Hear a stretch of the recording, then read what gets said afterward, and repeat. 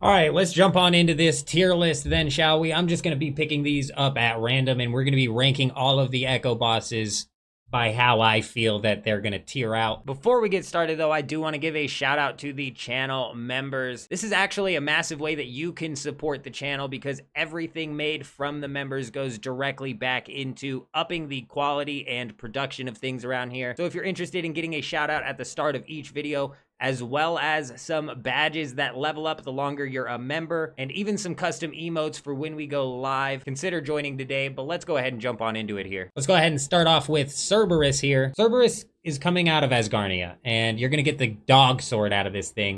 So if you're running melee, this might actually be something that you want to go for, being that the god sword's giving you the Armadil, it's giving you the Bandos, the Zamorak, Saradomin, and Ancient God Sword spec all wrapped up into one. The kicker here, though, is that Cerberus is locked behind having level 91 Slayer, and I'm almost positive that that Slayer lock is still going to apply to the Echo bosses. So you're still going to need the level. It won't have to be on task, but you are going to need the level.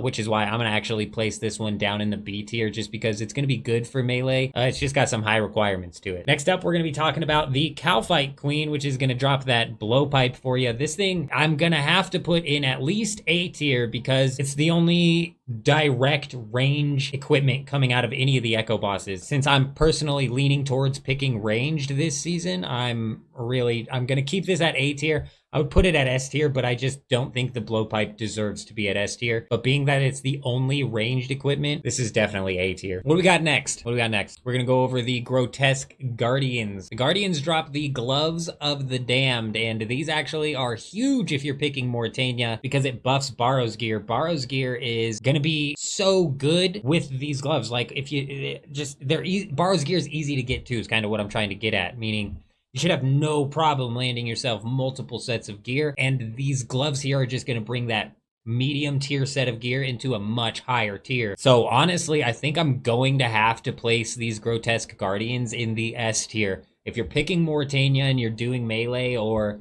even ranged or mage with the Arims in Kirill's set, like a Kirill's set with these gloves might actually be insane. Well, let's go ahead and move on into the King Black Dragon, where you're going to get that Khopesh sword as well as this shield. Honestly, these are huge. The Khopesh sword looks so good. The melee 20% ability of possibly doing some AoE damage, and the special attack just really looks like it's going to hammer down enemies. On the weapon alone, I would probably place this in the S tier, but with the shield, you also get immunity to all of the bad effects that can happen to you inside of RuneScape. So I think we're definitely going to have to push this up into the S tier as well. This is, and there's no requirements for it. So, man, Wilderness, I don't typically pick the Wilderness when I play Leagues. I typically stay away from the Wilderness, mainly because I play the Wilderness all the time. But man, I might jump into the Wilderness just simply because of this Echo drop. Up next, we have the Dagonoth Kings. I think by far the most underwhelming rewards yet. There's no passive abilities. There's no special abilities coming in with these. It really is just a powerful amulet and a powerful ring. Does that make me want to unlock the Fremnik area anymore? No. So I'm going to put this down at the D tier. And honestly, if there was a lower tier, F tier probably even. Up next, we have the Thermonuclear Smoke Devil, which drops the Devil's Element. This is an offhand mage weapon, which is going to buff your mage. But how much it's going to buff your mage, I don't know. It's really circumstantial here, with it only working when you're casting a spell that's effective against that monster's weakness. I know they just revamped that whole system and whatnot, and that might actually make it better. But again, I said it in the video where I originally broke all this down. I feel like this is just a filler piece of gear here, trying to bring other mage weapons up to the level of the Tunic Shadow. And for that, we're going to drop this into the D tier as well. And again, if there was an F tier, it'd be going right down into it. Lower than the Dagonoth Kings for sure. Up next, we're heading into the Corrupted Gauntlet inside of Tyrannwyn, where you're going to get the Crystal Blessing. This is actually decent because if you manage to get yourself a full set of crystal gear, you get that accuracy and bonus buff. And with the Crystal Blessing, this is going to bring that buff into every weapon that you wield, not just the crystal one. That being said, I don't pick Tyrannwyn typically when it comes to Leagues. I don't know what it is. It's a really good place to pick for points, and it's a really good place to pick for experience. I just don't enjoy going there.